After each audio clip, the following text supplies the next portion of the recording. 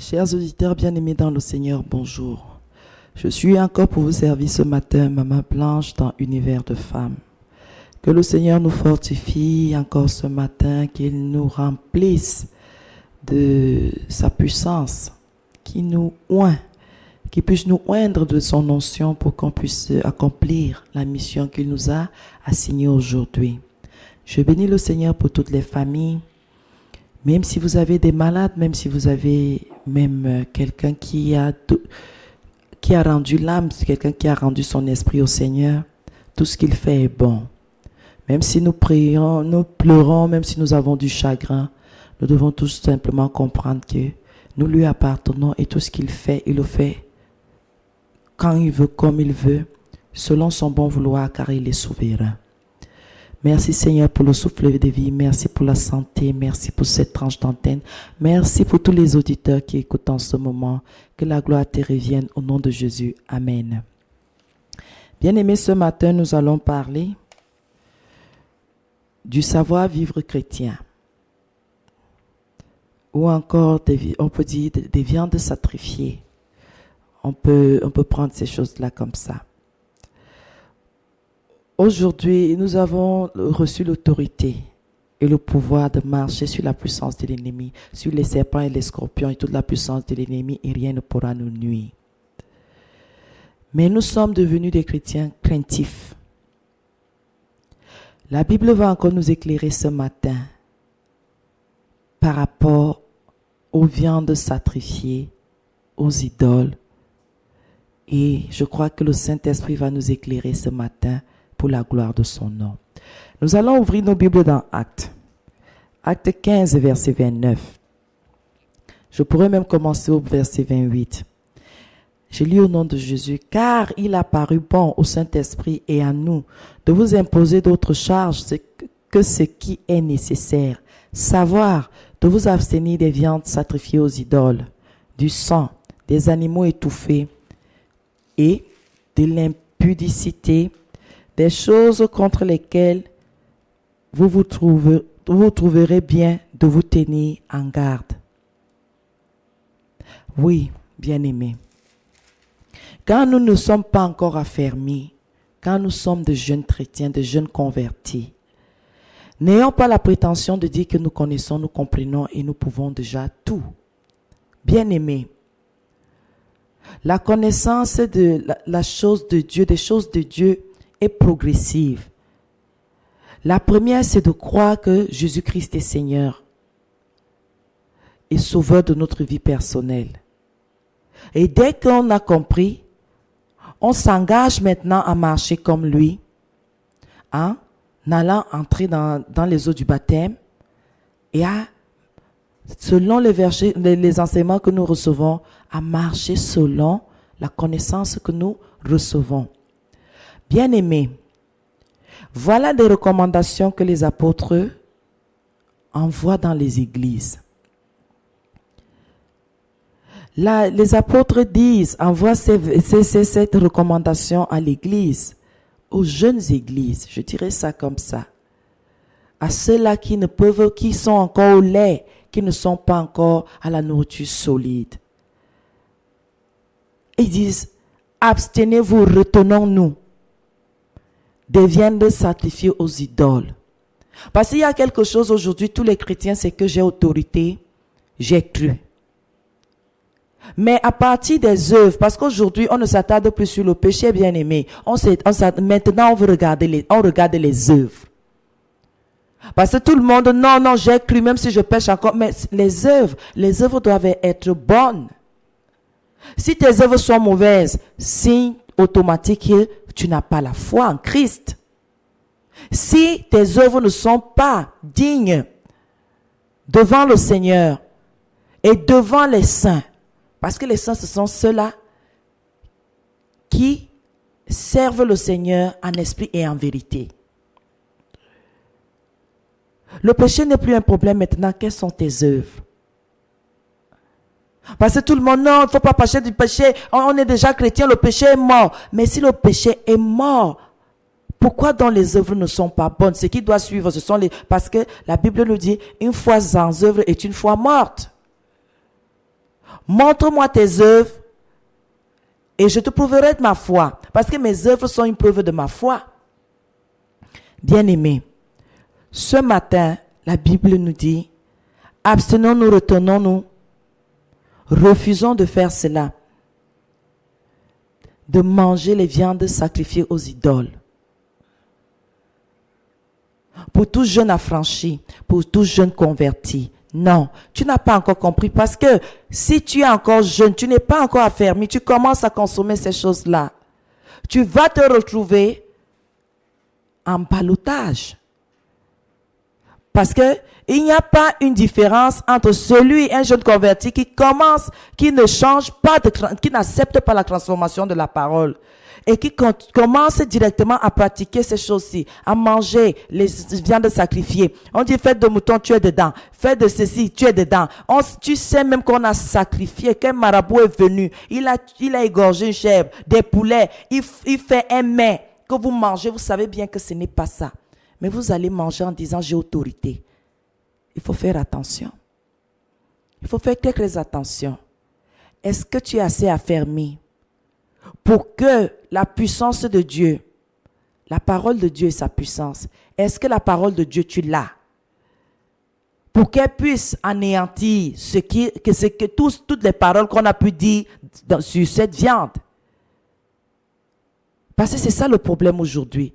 Le problème n'est pas, je n'ai pas mangé, j'ai mangé. Le problème, est-ce que tu es un saint? Parce que tout est pur pour celui qui est pur. Si tu es un saint, tout ce que tu touches, tout ce que tu manges est sanctifié au nom de Jésus. Mais si tu n'aspires pas à la sainteté, tout ce qu'on a dit sur cette viande-là sera ton partage. Tu seras sous la condamnation.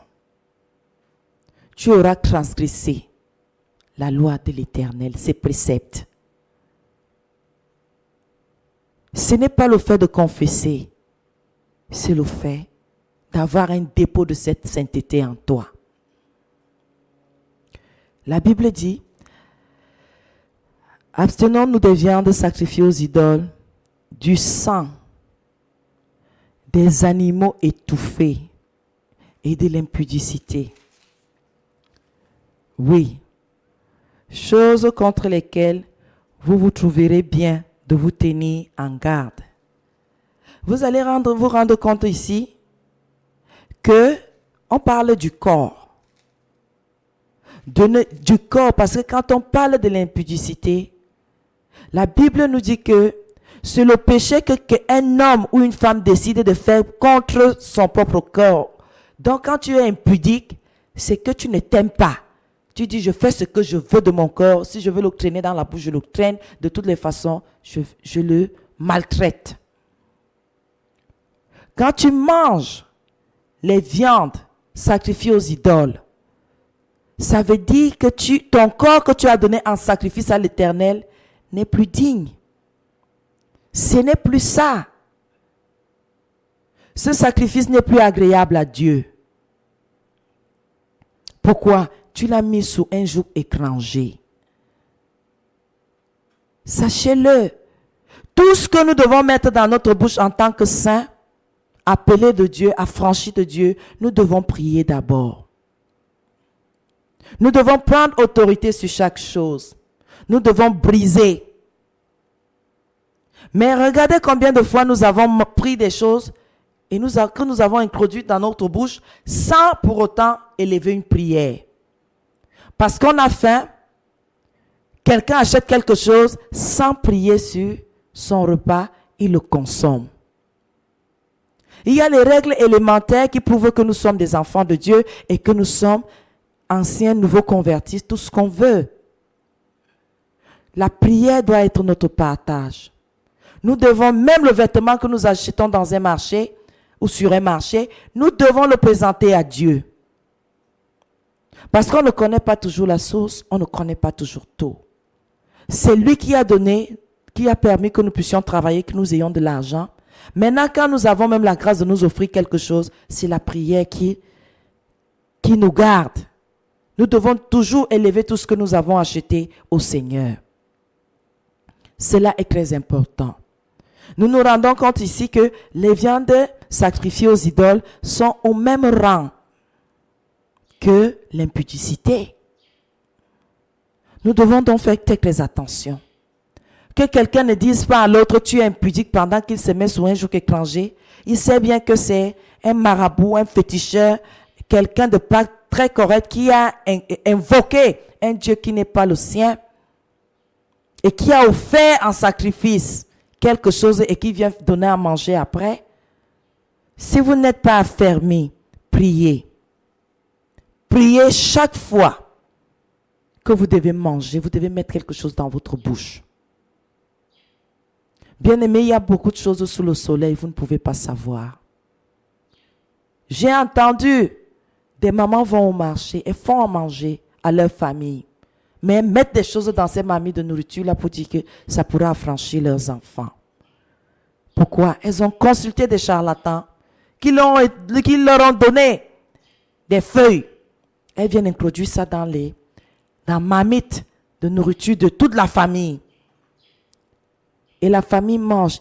Et là, on donne individuellement à chacun sans et dans la distraction pour que personne ne puisse prier.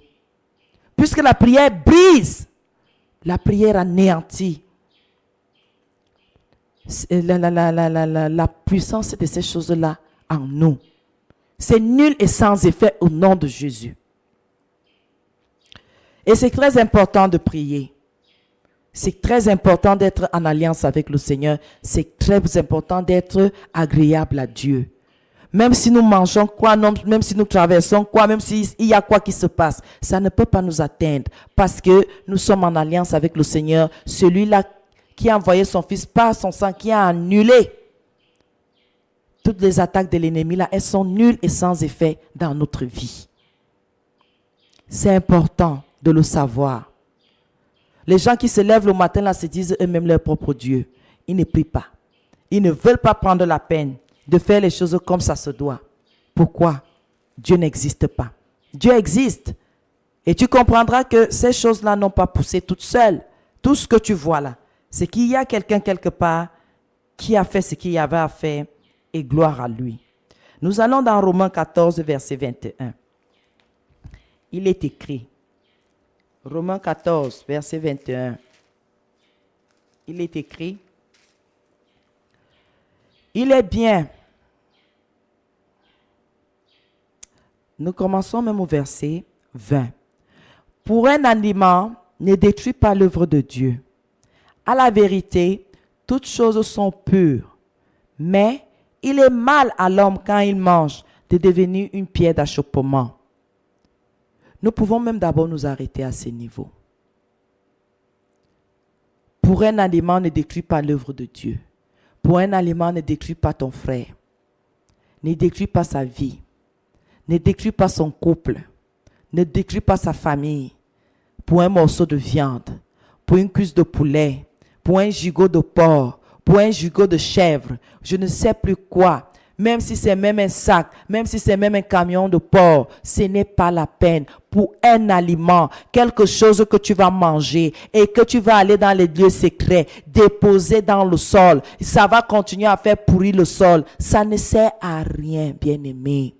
Les gens se détestent aujourd'hui. Il a mangé, il ne m'a pas donné. Les gens se détestent aujourd'hui. On a doté sa fille, il ne m'a pas invité. Il a mangé tout seul. Alors, nous devons nous asseoir en sorcellerie, nous devons le manger. Ça ne sert à rien.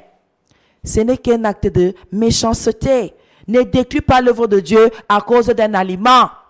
L'aliment, c'est nous qui décidons si nous devons le manger ou pas. L'aliment ne viendra jamais tout seul entrer dans notre bouche. C'est nous qui le prenons, qui le préparons, qui le mettons, nous le lavons, nous faisons ce que nous avons à faire pour le consommer. Là, un aliment, les gens ne se parlent pas aujourd'hui à cause de la nourriture. La nourriture, c'est quoi? Un aliment, c'est quoi? Quelque chose que quand tu veux, tu manges. Quand tu veux pas, tu ne manges pas.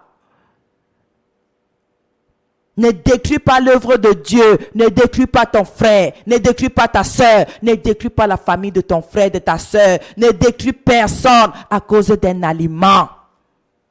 Depuis que tu manges là, où est l'immeuble de caca? C'est où? Où est le compte en banque de ces choses-là, de ces déchets-là?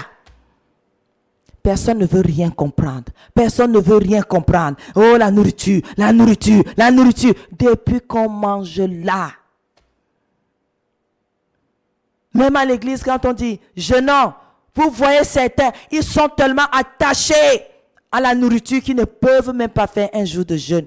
Ils vont vous inventer les maladies ici juste pour ne pas prendre de jeûne. Même si c'est pour leur propre situation, puisque la Bible dit qu'il y a certains esprits qui partent par le jeûne et la prière. Quelqu'un préfère dire que les esprits là restent, que les démons là restent. Moi, je ne peux pas jeûner. Incapable de soumettre leur chair et de l'assujettir.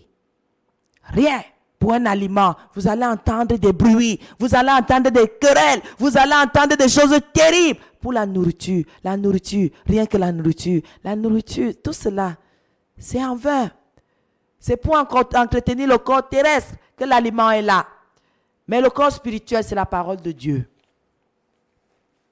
La Bible dit, pour un aliment ne détruit pas l'œuvre de Dieu. À la vérité, toutes choses sont pures. Alléluia. Parce que aucune chose ici-bas ne s'est faite elle-même. C'est notre Dieu saint qui a créé toutes choses qui existent ici-bas. En effet, en vérité, toutes choses sont pures.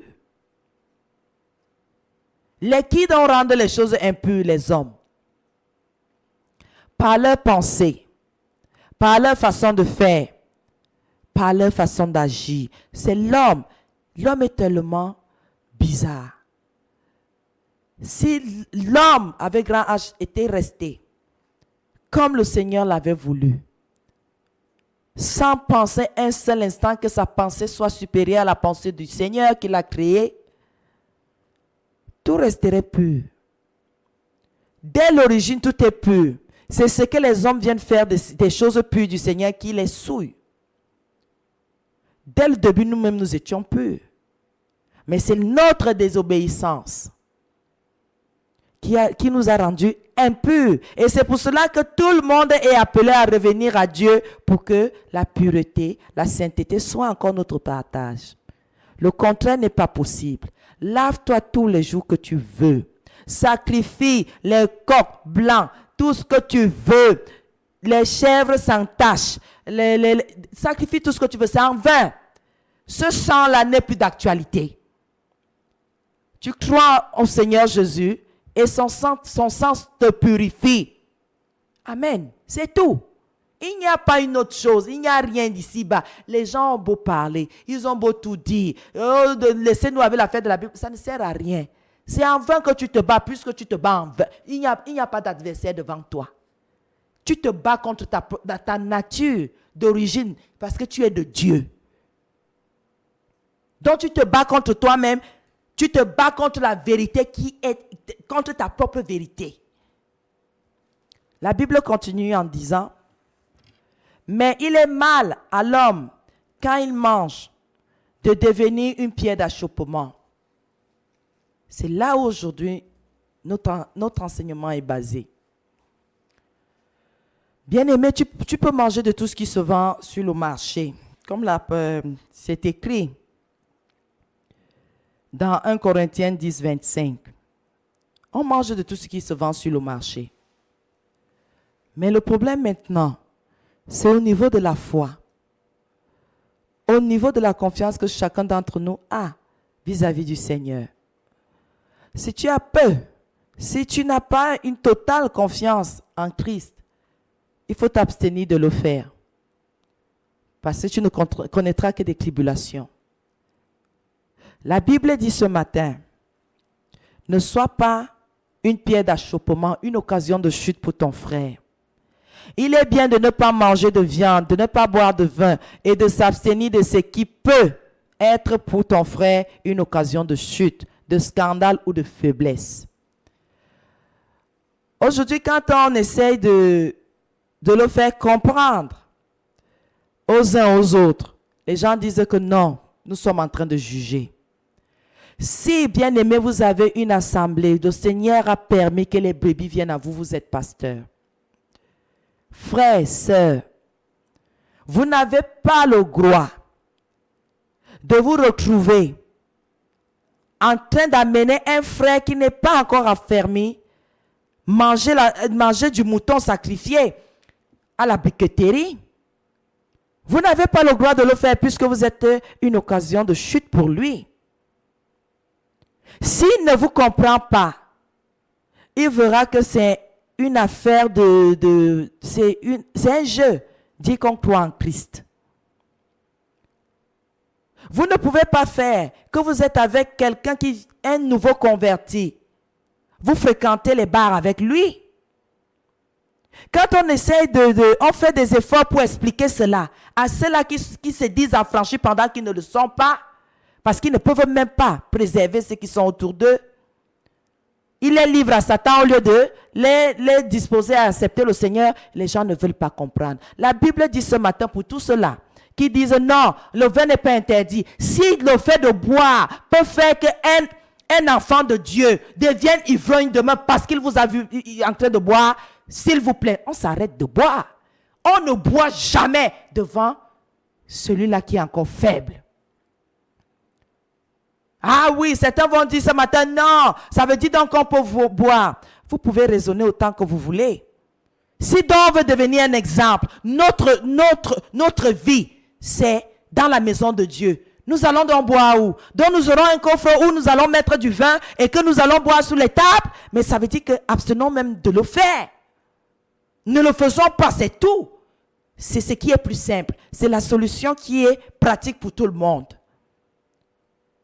La Bible dit ce matin, il est bien de ne pas manger de viande, de ne pas boire de vin. Quand tu sais que quand nous savons que les gens nous regardent, on ne peut plus faire n'importe quoi.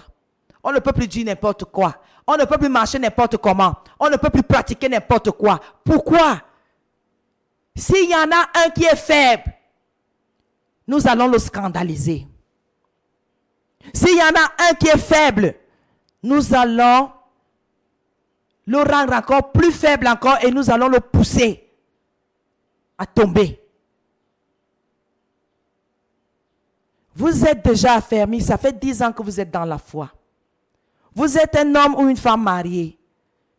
Vous vous rendez compte que vous avez des gens qui viennent à vous et qui ont besoin d'une exhortation, d'un encouragement, de quelque chose. Mais pendant que vous êtes dans l'adultère, vous commettez l'adultère. Un jour, parce que vous croyez tout permis, vous prenez cette personne qui est encore dans la faiblesse, vous l'amenez dans vos balades. Et cette personne va voir ce qu'il ne fallait pas voir. Voilà un scandale. Quand on essaie de dire à ceux-là qui sont déjà affermis, non, ne racontez pas n'importe quoi, ne faites pas n'importe quoi, ne dites pas n'importe quoi, parce qu'un affermi, c'est celui-là qui a revêtu Christ. Dit non, vous savez rien, vous comprenez rien. C'est plutôt vous qui ne comprenez rien. Nous sommes là, serviteurs, nous sommes là, des serviteurs pour un royaume, nous travaillons pour un royaume. Chaque âme compte. On n'a pas besoin de se relâcher en chemin. Nous devons nous battre jusqu'à ce que la couronne, nous la remportions. Il n'y a pas moyen, il n'y a rien à faire. Il n'y a pas à regarder à gauche. Parce que ceux qui regardent à gauche, ceux qui regardent à droite, ceux qui promènent des regards inquiets. Et la Bible dit non, on ne promène pas des regards inquiets. Moi, l'Éternel, je suis là. Bien-aimés, si nous avons pu abandonner le sein de notre mère, que nous avons commencé à prendre quand nous sommes sortis du ventre, qu'est-ce que nous ne pouvons pas abandonner ici-bas? C'est parce que nous passons le temps à dire que nous sommes des dieux. Qu'il n'y a rien à faire, qu'on ne nous embête pas. Si tu sais, quelqu'un va me dire, c'est ma vie, ce n'est pas ta vie. Quand tu viens à Christ, ta vie ne t'appartient plus. Nous, pasteurs, nous, enfants de Dieu, nous, guides spirituels, nous avons intérêt à être des personnes droites comme ça.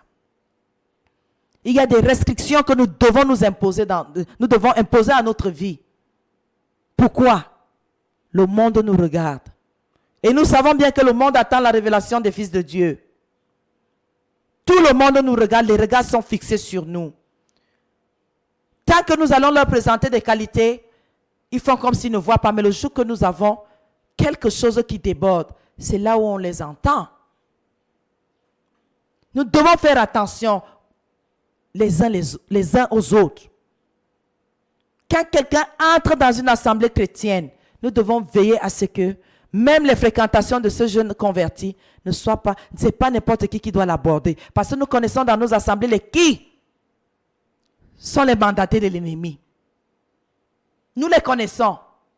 Et quand nous voyons ce jeune ce nouveau affermi, ce nouveau converti, avec cette personne, nous devons automatiquement faire comprendre que non, c'est une mauvaise compagnie. On n'a pas besoin de... Pourquoi elle est dans la maison? On dit c'est une mauvaise compagnie. Jusqu'à ce que le Seigneur change cette personne. Non. Pourquoi? Ce jeune converti risque de prendre les mauvaises habitudes. De prendre un virage dans la maison de Dieu. Au lieu d'être affranchi, il restera dans la mort, dans la présence de Dieu. Oui, bien-aimé.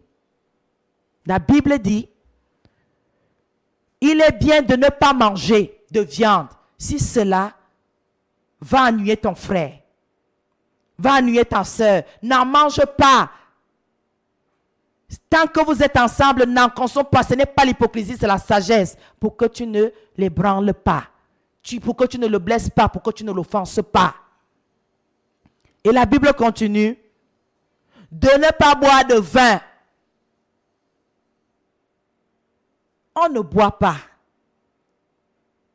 On ne boit pas, frère. Ne bois pas. Et de s'abstenir de ce qui peut être pour ton frère une occasion de chute. Puisqu'après avoir bu, tu vas commencer à chercher, à parler n'importe comment à toutes les femmes qui vont passer. Et ce jeune converti, qu'est-ce que tu lui diras? Il sera scandalisé même s'il ne le fait pas paraître. Même s'il ne le fait pas savoir. Mais il se confiera au moins à une personne. Et si cette personne-là n'est pas vraiment éclairée, cette âme sera perdue pour le Seigneur. Il faut faire attention. Il faut faire attention. Les chrétiens qui se tapent la main sur la poitrine, là, je sais ce que je fais. Tu n'en sais rien. Il y a quelqu'un quelque part qui t'admirait déjà. Et quand il te trouve à certains endroits, tu tues sa foi. Quand finalement il découvre qui tu es dans le secret, tu tues sa foi. Au lieu d'aspirer à l'excellence de Christ, à sa perfection, les gens veulent rester médiocres, mais avec le nom de Christ dans leur bouche. Ça ne marche pas. Il faut marcher comme il a marché. Il faut faire ce qu'il a fait. Tu ne marches pas comme il a marché. C'est en vain que tu appelles son nom. Tu ne fais pas ce qu'il a fait. C'est en vain que tu prononces son nom. Créons même les supports que nous voulons. C'est en vain. C'est en vain. Si on peut déjà interdire à quelqu'un de manger les viandes sacrifiées, c'est aller encore dans l'Ancien Testament, aller chercher à faire les sacrifices de pigeons et de moineaux. C'est inutile. La Bible dit que nous ne soyons pas une occasion de scandale ou de faiblesse. Que nous ne devons pas. Tu ne racontes pas n'importe quoi devant quelqu'un qui n'est pas affermi. Et déjà même, si la Bible va jusqu'à interdire les plaisanteries, ça veut dire que nous devons faire attention. Tenons notre langue en bride. Abstenons-nous de pratiquer des choses qui peuvent discréditer la parole de Dieu vis-à-vis de celui-là qui n'a pas encore la connaissance. Battons-nous comme nous voulons, mais c'est nécessaire que quelqu'un se batte quelque part. Si nous sommes de Dieu, si nous sommes des nés de Dieu, nous devons faire un effort de ne pas marcher n'importe comment et de ne pas faire n'importe quoi. Nous allons dans 1 Corinthiens 8, versets 1 à 4. 1 Corinthiens 8, versets 1 à 4. Il est écrit. Pour ce qui concerne les viandes sacrifiées aux idoles, nous savons que nous avons tous la connaissance. La connaissance enfle, mais la charité édifie. Dans certaines versions, c'est l'amour édifie. Si quelqu'un croit savoir quelque chose, il n'a pas encore connu comme il faut connaître. Alléluia. Mais si quelqu'un aime Dieu, celui-là est connu de lui. Pour ce qui est donc de manger des viandes sacrifiées aux idoles, nous savons qu'il n'y a point d'idole dans le monde et qu'il n'y a qu'un seul Dieu. Est-ce que quelqu'un comprend? Et c'est une interpellation à tous ceux-là qui font encore des sacrifices, qui tuent des bêtes pour dire que nous offrons à Dieu. C'est une façon de leur dire c'est en vain. Il n'y a qu'un seul Dieu. Il n'y a pas d'autre Dieu qui puisse exister dans le monde. Il n'y a qu'un seul Dieu, celui-là qui a créé le ciel et la terre. Et il n'a plus besoin de sacrifice parce que le sacrifice suprême a été fait par Christ. Ça ne sert plus à rien. Christ s'est donné. Il s'est offert en sacrifice suprême. Un autre sacrifice ne peut plus dépasser celui-là. Ne peut même pas égaler celui-là. Rien. Toi, que voilà les vacances, vous allez amener tous les enfants dans les villages pour aller sacrifier les poulets là-bas, c'est en vain. Pour la nouvelle année scolaire, ils ont des difficultés. C'est monté, c'est descendu. C'est en vain. Quand on vous donne même le sang de ces poulets-là à boire, c'est en vain. Et si vous ne faites même pas attention, vous allez porter les maladies de poulet. Ça ne sert à rien. On a beau expliquer que ça ne sert à rien. Certains disent non, vous voulez nous déraciner des traditions de nos pères. Vos pères sortent d'où avec les traditions? S'ils se sont éloignés de la parole de Dieu, c'est la parole de Dieu qui est la tradition de tout le monde. De toute créature. Les choses qu'on prend maintenant par notre intelligence limitée, créée, ça ne sert à rien. Le sang d'un poulet ne peut rien pour toi, puisque le Seigneur t'a donné la domination sur toute sa création. Et c'est toi qui tiens la puissance de Dieu. Et c'est en toi qu'elle va habiter si tu le veux. Pas dans un poulet, pas dans le sang d'un poulet qu'on a cassé le cou, on a versé sur ta tête. C'est en vain. Et nous allons même nous rendre compte que tout ce qu'on sacrifie, on sacrifie à des démons. Ça veut dire donc que certains, en tuant le poulet, en versant le sang sur vous, on a fait habiter le démon en vous. Bien-aimés, la Bible dit ce matin qu'il n'y a pas un autre Dieu. Le seul Dieu créateur, c'est celui-là qui a créé le ciel et la terre. Donc c'est en vain que quelqu'un dise qu'il a sacrifié une viande à une idole. Une idole n'est pas Dieu. C'est en vain. Puisque la Bible dit ceci.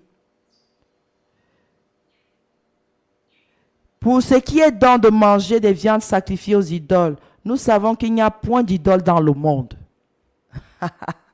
Pour dire quoi? Que c'est nul aux yeux de l'Éternel. Il n'y a point d'idole dans le monde. Le seul Dieu que nous devons adorer, c'est le Créateur du ciel et de la terre. Pour dire que les hommes tournent en rond en faisant des choses qui ne servent à rien, qui leur perdent seulement du temps. Au lieu de se tourner vers le Seigneur, ces personnes-là préfèrent perdre leur temps dans des vaines choses, des choses inutiles. Et quand bien même on va leur faire comprendre que c'est inutile, ça ne sert à rien. Est-ce que c'est l'idole qui a permis que tu naisses? Tu sortes du ventre de ta mère? Non. Est-ce que c'est l'idole qui a créé ton père et ta mère? Non. Tes grands-parents? Non. Tes arrière-grands-parents? Non. C'est donc qui? Là, leur intelligence s'arrête. Ils commencent à chercher à s'arracher les cheveux. Ça ne sert à rien. Tournons-nous vers le Dieu créateur, celui-là qui a créé toutes choses ici-bas. Il n'y a que lui. Offrons-lui notre cœur, offrons-lui notre corps, offrons-lui toutes choses. Pourquoi?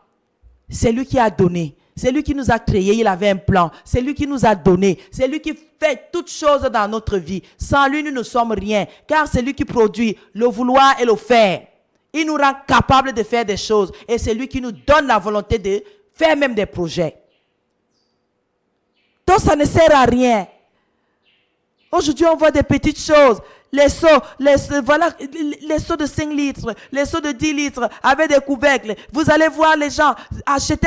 Ils prennent la direction des villages. C'est pour aller se laver avec de l'eau pourrie. Les herbes pourries, on vous demande de vous laver avec. C'est pour aller passer 2 semaines à se puger.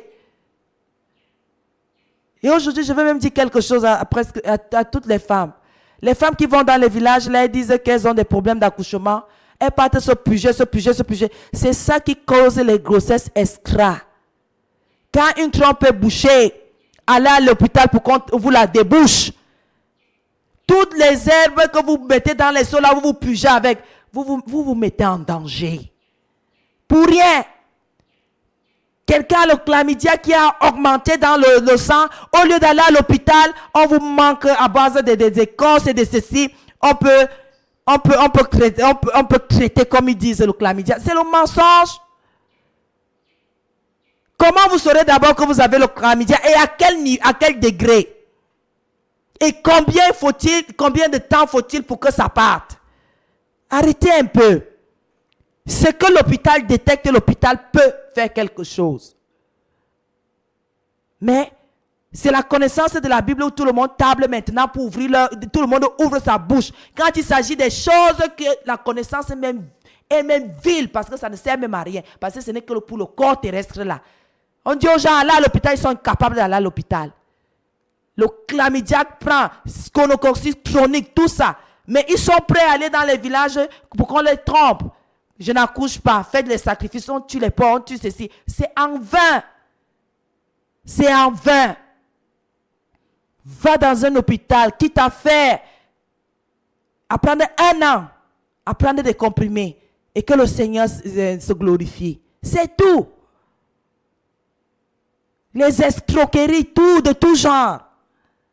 On abuse des gens. On fait manger les corbeaux, les tortues, les 1000 pattes, les chats aux gens. Pour dire quoi? Ça fait qu'on ne puisse plus nous prendre au con, on ne puisse plus nous prendre aux femmes là, on ne puisse plus nous prendre ceci. Le corbeau va intervenir, la tortue est sage. Est-ce que la tortue est sage quand elle est consommée, déjà cuite? Comment sa sagesse sera notre partage puisque la Bible me dit que si je veux de la sagesse, que je demande à Dieu, il me la donnera gratuitement. Bien-aimé, où est l'intelligence des hommes?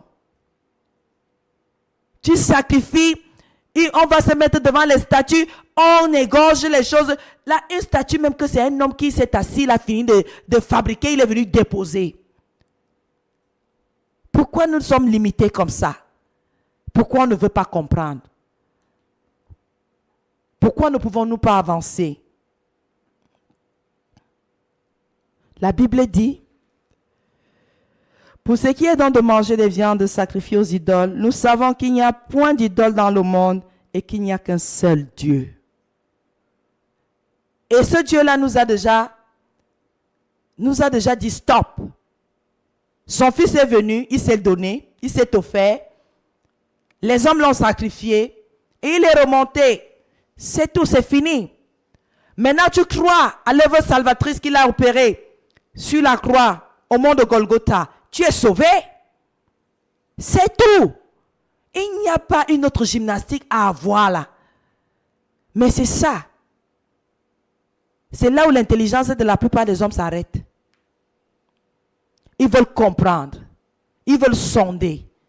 Mais cherchez donc dans la vérité. Ne cherchez pas déjà en ayant des préjugés. Parce que quand quelqu'un veut comprendre, il ne commence pas à dire que c'est faux. Il se dit plutôt, si cette affaire est vraie, il faut que je comprenne pour que je ne manque pas à la liste de ceux-là qui seront rachetés. Nous allons maintenant dans 1 Corinthiens 10, du verset 19 au verset 20. La Bible dit, que dis-je donc? Que la viande sacrifiée aux idoles est quelque chose? Aucune idole est quelque chose, nullement. Je dis que ce qu'on sacrifie, on le sacrifie à des démons et non à Dieu. Or, je ne veux pas que vous soyez en communion avec les démons. Amen. Oui, la viande sacrifiée est quelque chose. Une idole est-elle quelque chose? Non. C'est en vain que nous pratiquons ces choses-là. C'est mauvais. C'est mauvais que nous nous prosternons même devant ces idoles. C'est mauvais même d'aller pleurer devant une idole. C'est mauvais d'aller fléchir ses genoux devant une idole. Parce qu'une idole n'est pas quelque chose, nullement. Lisez 1 Corinthiens 10. Lisez 1 Corinthiens 10, du verset 19 au verset 20. Parce qu'aujourd'hui, les gens passent le temps. Non. Pourquoi? Quand vous parlez de l'idolâtrie, ça veut dire que vous vous indexez les gens. Ce sont les qui ont le prénom idolâtre. Il y a quelqu'un qui a le prénom là, ici-bas. La Bible parle des choses, nous ne devons pas en parler parce que les gens vont dire non. Pourquoi vous faites ça? Est-ce que c'est nous qui faisons? Ou tu as la connaissance ou tu ne l'as pas. Ou tu as la connaissance ou tu ne l'as pas. Et si tu cherches la face de Dieu, tu dois avoir toute sa connaissance. Tu dois savoir où tu dois t'arrêter et où tu dois continuer. Mais tu ne vas pas marcher pendant que tu as les yeux ouverts, marcher comme un aveugle. Que la vérité du Seigneur soit ton partage. Une idole n'est rien. Rien qu'une idole. Elle ne parle pas. Elle ne peut pas t'imposer les mains une idole. Elle ne peut pas te donner une direction. Sacrifions tout ce que nous voulons sacrifier à ses pieds. Elle ne dira jamais merci. Elle ne dira jamais amen. Sois béni. Une idole n'a pas de langue. Elle n'a pas de bouche. Même si on lui a formé une bouche, sa bouche ne s'ouvre pas. Sa langue n'existe pas. L'idole n'a aucune pensée. Quand une idole commence à agir, c'est que les démons sont descendus. Bien-aimé, comment on coupe un tronc d'arbre, on pose, on forme quelqu'un et on me dit que moi, créature de Dieu, converti, devenu enfant de Dieu, je dois aller me prosterner. Même si c'est un rocher qui vomit de l'eau, je ne pars pas. J'ai autorité sur toutes ces choses. On m'a donné la domination sur toute la création. Je ne fléchis pas le pas devant la créature. La création, je ne ferai pas ça. Je suis faite à l'image de Dieu et selon sa ressemblance. Rien à faire. La Bible continue en disant ceci. Je dis qu'on sacrifie, on le sacrifie, tout ce qu'on sacrifie, on le sacrifie à des démons et non à Dieu. Le seul sacrifice du Nouveau Testament, c'est le sacrifice suprême opéré par le Seigneur Jésus. Rien de plus et rien en plus. Et quand ce qui est suprême a déjà eu lieu, les petites choses d'à côté là sont nulles et ne sont plus d'actualité. C'est fini. Le décret est descendu. Le sacrifice suprême a été fait.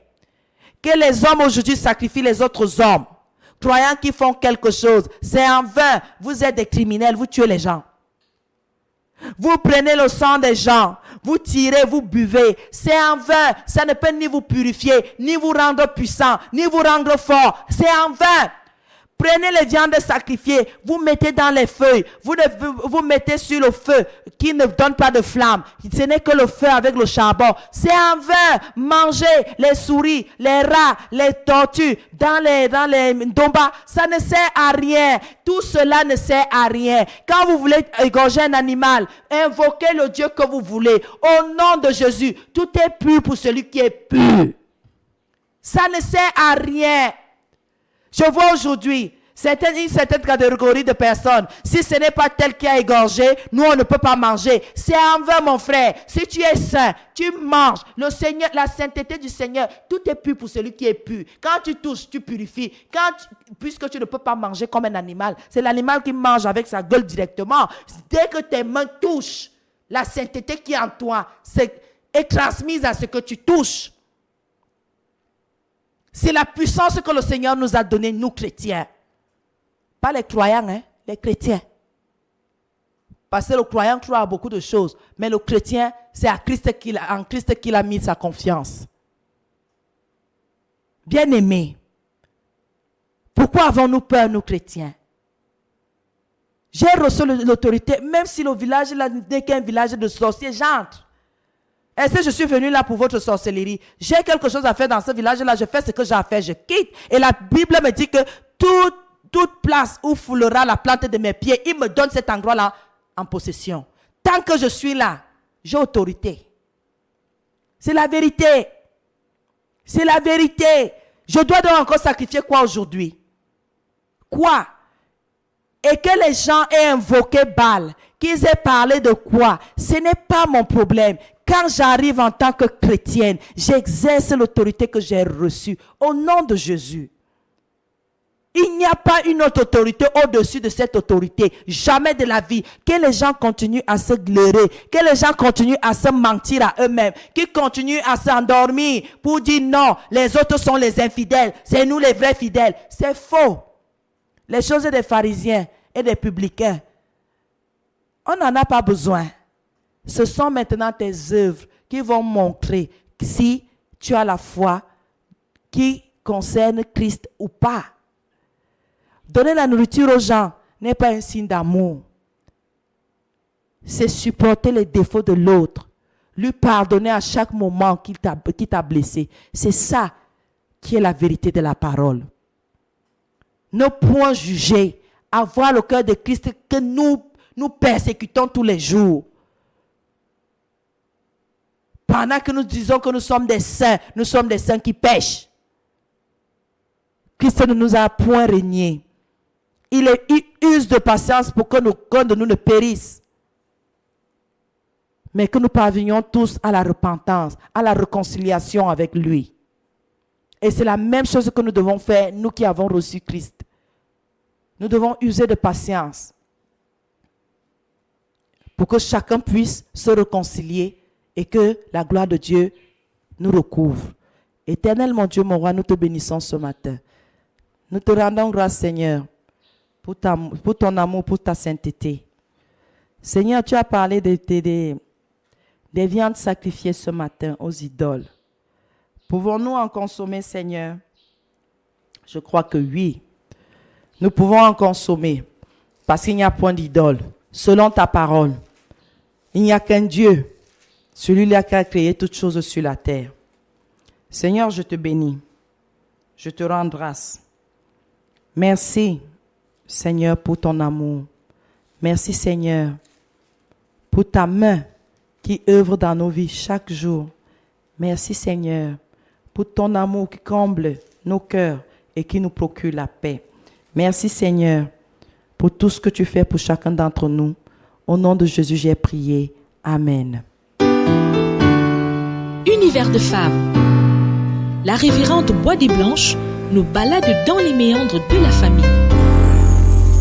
Tout sur la famille, les enfants, la vie en couple. Univers de femmes. La révérende Bois des Blanches nous balade dans les méandres de la famille. Tout sur la famille, les enfants, la vie en couple. Ton temps à boire, tu es plongé dans le désespoir. Et depuis sur toi